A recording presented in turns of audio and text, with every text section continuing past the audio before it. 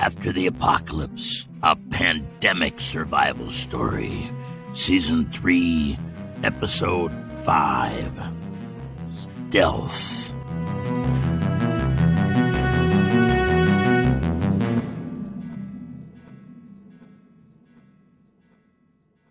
The old man sat on the metal grating of the water tower walkway. His feet dangled over the edge. He stared out into the morning landscape, lost in thought, like a medieval gargoyle brooding over a Paris bawdy house.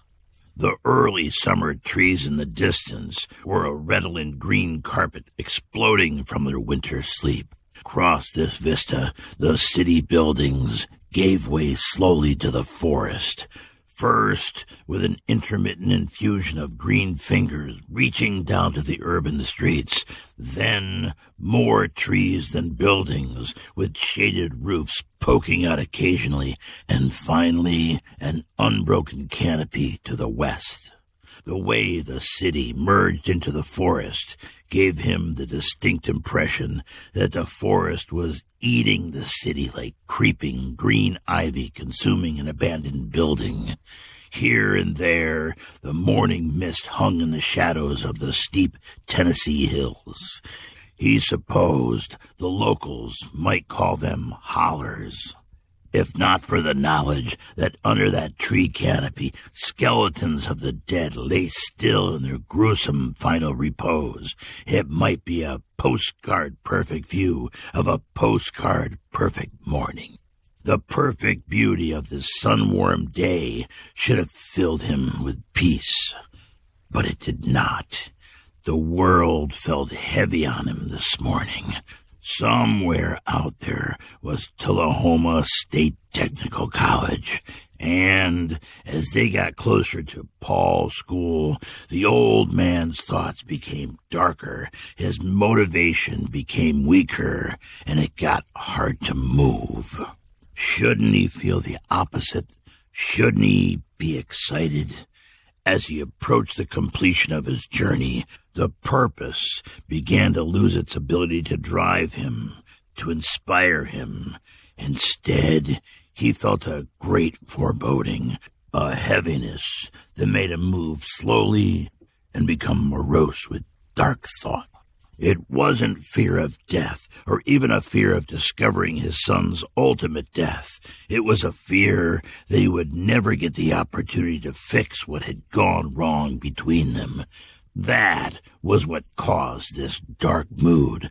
The closer he got to his son, the more movement towards his goal was pushed back, like the opposing poles of two magnets. He knew he had to shake himself out of this mental torpor because he also knew that in the apocalypse, a lack of focus could kill you. He supposed this was the great irony of humankind. Our ability to outthink our problems and our enemies also prevented us from ever finding peace. That one tiny mutation in our genetic makeup that caused just a slight increase in the production of neurons in the frontal cortex. That's all it took. Then appeared a new generation of smarter Neanderthals. Not smarter per se, but more thoughtful. But for this gift of thought, humans paid in suffering. The ability to make complex tools, paint images on cave walls, and to communicate from one generation to the next came with baggage. Complex thinking led to worrying about the future and bemoaning the past. Worrying and bemoaning until those tangled anxieties of imagined frailties and existential terrors dragged us down.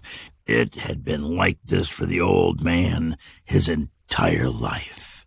The moroseness of dark thought hovering just outside his perception, waiting to find him lost and without purpose, waiting for him to hesitate or show mental weakness.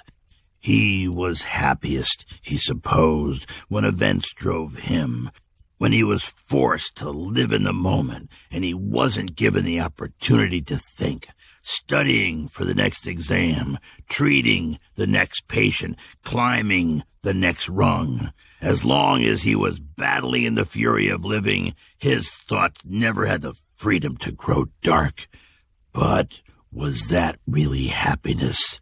The hamster wheel of spinning through life, surfing the wave of the next thing to do? Or was it just a smokescreen that insulated his big brain from the dripping anxiety of human existence? See anything interesting? Janet's question startled him back to reality, like he had been woken from a deep sleep. He straightened up, exhaled, and opened his eyes to look at her. "No," he replied. "Beautiful morning, though," he added with a forced smile. "You all right?" she asked, cocking her head. "Yeah, just thinking." He adjusted his weight on the platform with a grunt. "Careful with that," she commented. "Not good to think too much these days." "Don't I know it?" he responded. They had tracked to where they had seen the lit symbol the night before and investigated the source of the strange light. What they found was a long string of LED lights mounted on the city's water tower, rigged in the shape of the circle and starburst symbol. The water tower was perched, as water towers usually were, on a rise at the edge of town. The top of the tower was lined with a solar panel array. Someone had tapped into this existing power source to light the lights. As they had conjectured, the lights were on a timer. No one was there to throw a switch. The timer was set to come on at night and turn off in the morning. It was a simple setup, but someone had taken the trouble to wire it up. Janet stated what they were both thinking. "Well, that solves the mystery of these lights, but just adds to the greater mystery of who is behind all this." "Yeah," the old man agreed, still a bit lost in thought. She looked at him curiously for a moment. "I'm going down to get the binoculars. Where did you stow them?" "In the front pocket of my pack," he said distractedly, as she swung herself through the hole in the catwalk and made her way back down the metal access ladder to the ground.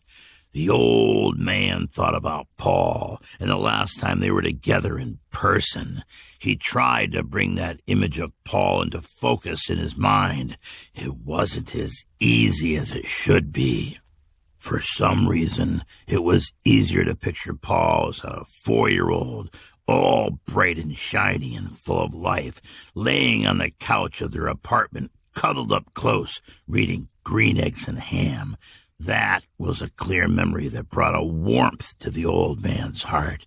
But when he tried to bring into focus the Paul from their last meeting, was like trying to touch a hot stove. His mind recoiled at the image of a scowling, moody young man, pudgy and bespectacled, looking blankly at his hands as his father tried to connect, tried to make some kind of sense out of the man his son had become, tried to build a bridge, but he could not, and that still haunted him. It was impossible to draw a line between the promise of the exuberant 4-year-old, soul full of life and promise, and his memory of the sullen form hunched over a cooling coffee. Still, he probed his memory. He scratched through the wall of emotion that separated them and sensed in his son a smoldering, passionate intellect. There was something special still there that the old man tried to connect to, but could not. There was so much anger and pain in the way. The gulf was too wide to cross. And now, sitting on the catwalk of this water tower, the old man felt the heaviness of the fact that he was moving towards a painful resolution. Either, against all odds, his son was still alive, and the gulf between them would need to be crossed, or, as was more probable, his son was gone, and that rift would remain unresolved. Janet dug through the pack to find the binoculars. Bill growled a warning from his guard position, and she tensed. "Peepers!" The word was an interjection from the disheveled man approaching the fence surrounding the tower. "Indeed," Janet responded with an annoyed glance. "I see you're back, Rabbit." They had let Rabbit go when they left, but he had followed like a stray dog that had been fed too many treats. He hadn't been able to keep up with them as they pushed their joggers toward the tower, but he had caught up with them now. Rabbit didn't seem like a threat, but she didn't need this annoying mascot in her life right now. She had enough to worry about. "Rabbit, why don't you go home?" she instructed. "You'll be safer there." He just looked at her. She sighed, hung the binoculars around her neck, and began to climb to where the old man was perched. As she regained the catwalk, she saw that the old man was lost in thought again, focused on some unseen distant point in the horizon, with a lingering scowl like he was surrounded by angry ghosts. "Hey!" She got his attention. "I know this is hard for you, but whatever happens, we'll handle it, okay?" He acknowledged her with a slight rising of a smile. "Okay." Janet braced her elbows on the metal railing and brought the binoculars to her eyes. She worked across the landscape from left to right, pausing every now and then to adjust the focus and inspect an area more closely. There was an open area to the northwest that seemed to have some smoke rising from it. She couldn't be sure with the prevalence of morning mist, but it looked like it could be smoke. Not enough for a brush fire or anything, just the thin columns that they had learned to identify as cooking fires. She looked up from her binoculars to find Rabbit had clambered up the ladder to sit with the old man. The two of them perched on the catwalk with legs dangling like two old crows on a telephone wire. She had to admit it was a bit comical. "There's an open area over to the northwest a couple miles. Looks like a park or a campground of some sort. I think there's smoke," she said to the old man, handing him the binoculars. He, in turn, stood up and focused on where she was pointing. He understood the significance of smoke. Smoke meant survivors. In the apocalypse, survivors were a reason for hope and a reason for caution. Like humanity itself, survivors tended to fall into one of two groups: those who had held on to their humanity, who were organizing and clawing their way back into civilization, and those who had devolved into mindless savages that preyed like cockroaches on the corpse of that same civilization. "I see it," he said. "Cooking fires! Survivors!" "Boomers!" Rabbit interjected happily, and they both turned to him a bit startled, as if an alarm they had forgotten they had set suddenly went off. "Boomers?" Janet asked, and Rabbit bobbed his head in assent. "Survivors!" the old man said. "I guess we should go investigate." "But we're only a couple miles from the college," Janet protested. "Shouldn't we go there first?" "I don't know," the old man equivocated. "We've got too many unknowns here. Best not to leave an unknown on our flanks. And besides, those could be survivors from the college. They might know something." Janet raised an eyebrow but acquiesced. He seemed to be avoiding the resolution of his quest for some reason, but she'd give him some leash. She owed it to him. She had lost her own family, and it almost broke her. They all carried pain now, and it changed them. The old man turned slowly around with the binoculars, panning across the horizon, back the way they had come. Zane sat astride his bike in the morning sun. He was stowing his own field glasses into a side pocket of his pack in preparation to ride. He had been following the progress of these new survivors from the apartment building to the water tower. They were up on the tower now, looking around, and he wanted to get under the canopy cover before they saw him. He was east of them and had the morning sun behind him, so it was probably okay. That would make it hard for them to see him, like they were blinded by the high beams of an approaching truck. He flipped his pack over his back and pushed off down the hill, back to cover. Those survivors hadn't turned away. They were still approaching the school zone. Zane was under strict orders from the MAC to not let survivors get too close. If he guessed right, they had probably seen the zoo and would head in that direction to investigate. Zane faced a decision. He could go back to base and get help, or he could try to manage the situation himself, which was his preference.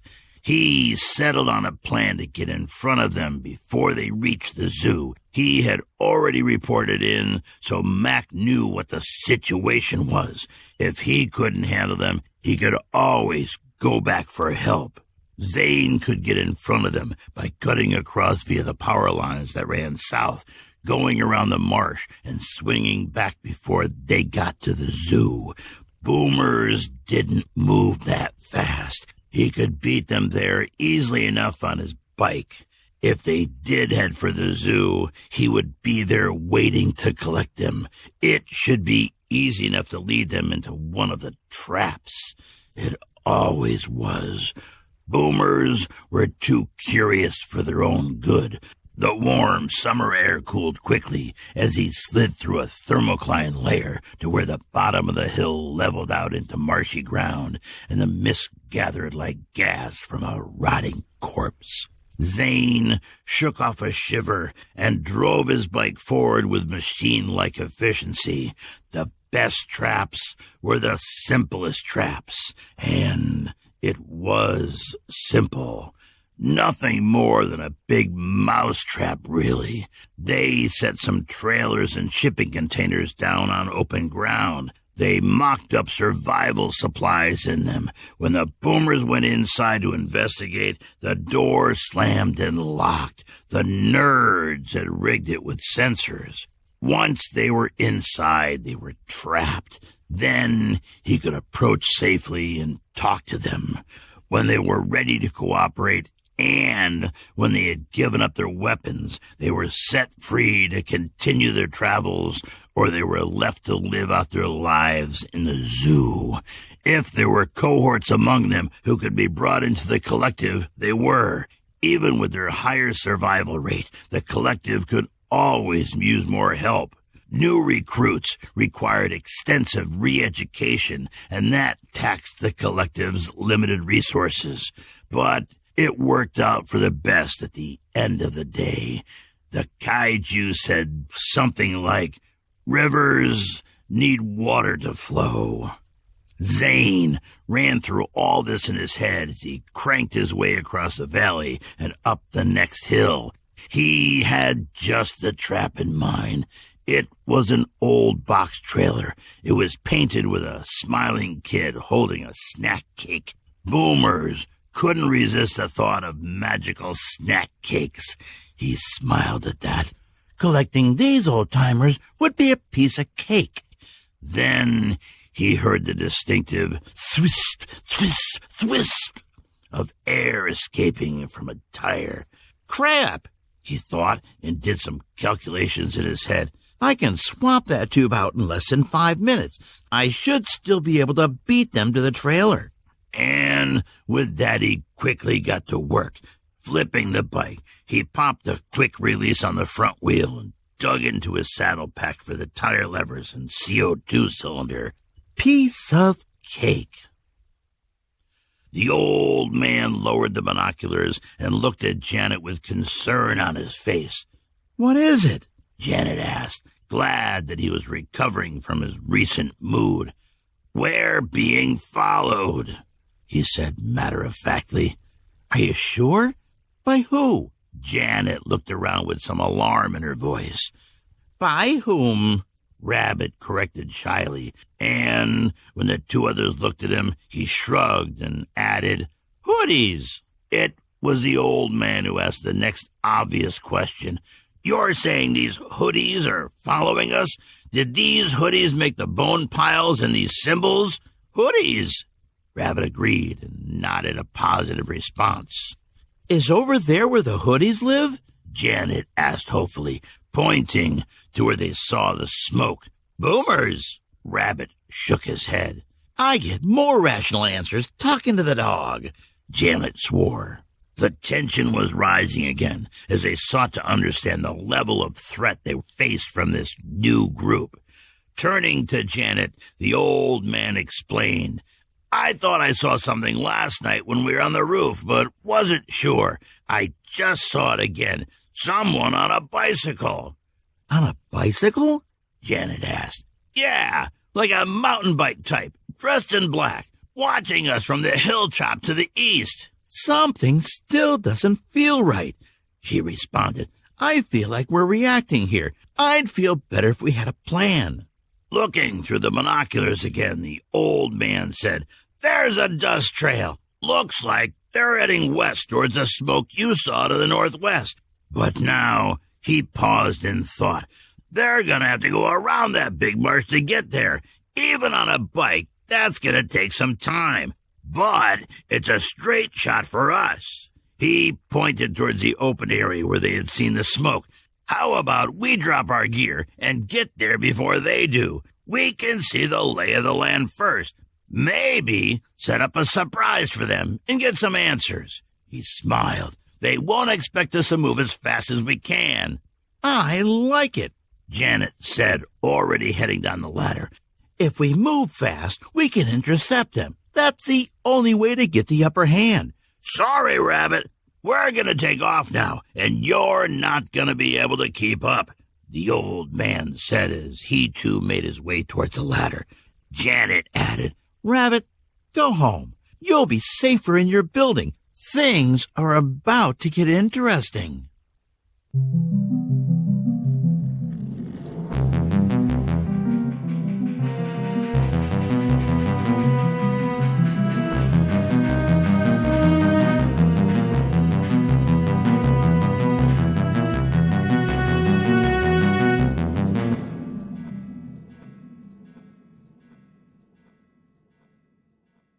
Hello, my Survivor friends.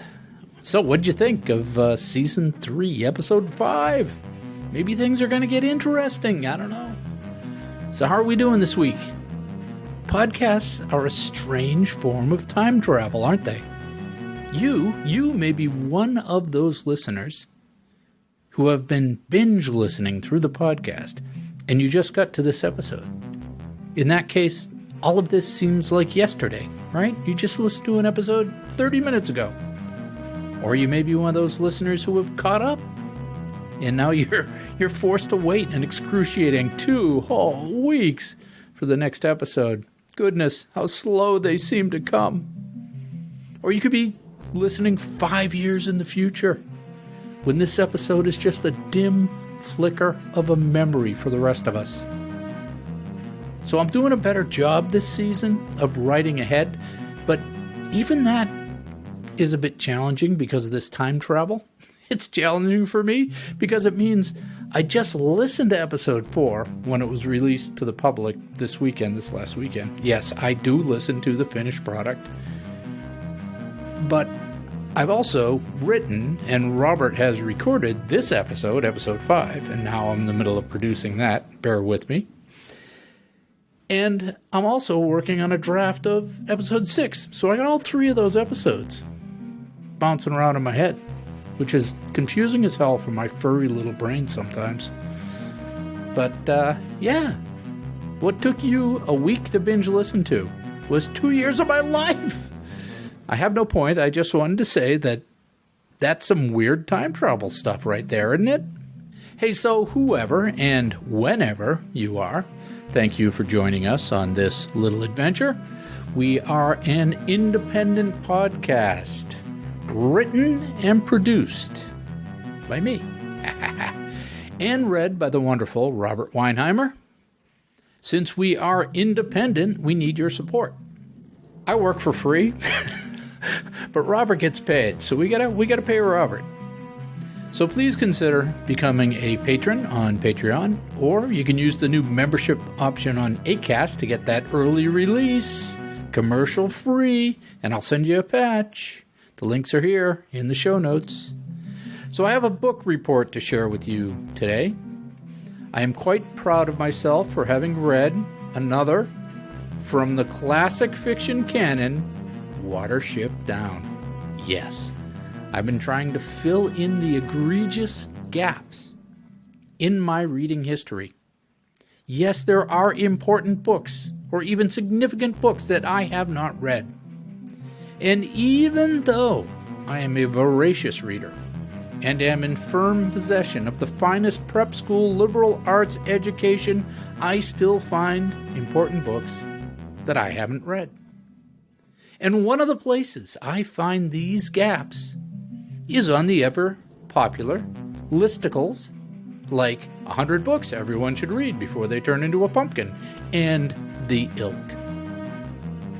A couple of weeks ago, I was perusing one such listicle on the interwebs. I was looking for my next victim, my next thing to read, and as I scanned down the list, smugly placing bright green imaginary check marks next to each entry, read that one, check, read that one, check, I came upon, at number 59, sandwiched between Anna Karenina, check, read that one, and Memoir of a Geisha, check, read that one, the entry of, at number 59, Watership Down, and I paused. I had not read Watership Down. The title of the book, frankly, has always puzzled me. What is a watership, and why? Was it some sort of spaceship? Why was it down? Did it get shot down? Did it crash? And there were rabbits on the cover. I remember this title popping up on science fiction lists. So were these like alien rabbits that crash-landed their watership? Or something? I don't know. Seemed like something I should look into. So I duly clicked and bought a nice used paperback to see what the story of these alien bunnies and their mystery ship would bring. So it turns out this is one of those English versus American language things, as the playwright George Bernard Shaw is attributed to having quipped Britain and the U.S. are, quote, two nations separated by a common language. It turns out there are no spaceships or aliens involved at all. Watership Down is a place in southeastern England, and the book is about rabbits. Rabbits having an adventure. Watership Down was written by Richard Adams, not Douglas Adams, Richard Adams, and published in 1972. Let me stop right here and say I liked this book. I liked it because it is different, but at the same time it's universal.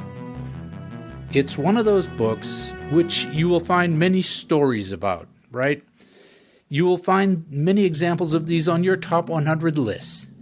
And we're frankly lucky we got these books published at all because they're different. Different is good in my book. Different makes it hard to publish. It is the first book written by Richard Adams, and the genesis of this work is from stories that he improvised on long car rides to tell his daughters. And eventually his daughters insisted that he write them down. He did, and that became Watership Down. Every publisher in London turned the manuscript down. Talking Rabbits? Really? Except one small independent publisher who took a chance. And the book took off and became a classic by word of mouth, and the rest is, as they say, history. So why did this book resonate? Well, like I said, it's different. in the sense that it chronicles the journey of a group of rabbits. But within that story, there is a universal sameness that resonates with us. There's a universal resonance. And it's a story that can only come from British people, I think, because it's fermented in the mind of a British scholar in the way that only British scholars' minds can ferment. Love it or hate it, the classic British education makes for interesting authors. They're strapped to medieval oaken desks in preparatory schools at a young age and force-fed the Western Codex from Homer to Shakespeare to Churchill, and this spawns greatly entertaining hallucinations like The Hobbit and Watership Down. The universal themes in Watership Down, whether intentional or not, call back to every great hero's journey since the Aeneid. There are themes of power corrupting, of leadership, of cooperation. There is bravery and trickery. On the one hand, it's all very obvious. But when you drive these themes through the anthropomorphic, that's a hard word to say, viewpoint of the rabbits, it makes the obvious themes feel fresh and feel less obvious. It somehow contextualizes the storytelling in a wonderful way. At times I was reminded of Tolkien. At times I was reminded of Homer. At times I was reminded of veiled British political commentaries like Alice in Wonderland and The Animal Farm. And at times I sensed the religious storytelling of the Screwtape Letters or The Lion, the Witch, and the Wardrobe. It just felt like I was comfortably ensconced in an old cottage in the Cotswolds with a roaring fire surrounded by all these literary voices. And that's what this book is like. Even if Adams didn't intend all of these impressions, he can't help but let them bleed through. Adams said in interviews that none of this was intentional. He was just storytelling for his daughters. And I think that's what makes the universal themes in Watership Down so wonderful. It makes the story so wonderful. These themes, they come through as guileless and even accidental. And in that way, they are even more universal. Watership Down. Well written, great descriptive prose, nuanced in its unintentional references, a good story to read to your kids. I don't know how I missed it for this long. That's Season 3, Episode 5 for us, in the can, as they say. Thank you, my friends, for listening. Hope you're enjoying it. Hope you get value from the enjoyment of the show. And if you do, why not share a little of that value, a little of that joy, either with me by donating, or at least share it with your friends. And you know, all those friends you have. Those nerdy clubs that you're a member of. I know you have clubs you're a member of. The Horseshoe Binding Confederation, the Bagel Twisting Club, the Royal Order of Velvet Plushies, you know. All those people you interact with, share it with them. I'm sure your fellow members of the Nautical Underwater Underwear Society will appreciate that you've shared it with them when you're at your next dockside congregation. And in the immortal words of Jerry Maguire, help me help you, and show me the money. As always, you can find us on Facebook at Old Man Apocalypse. We have a group there, or you can reach out to me directly with anything at all at CYKTRussell, 2 S's, 2 L's, at gmail.com. Enjoy your Halloween, and remember to keep surviving.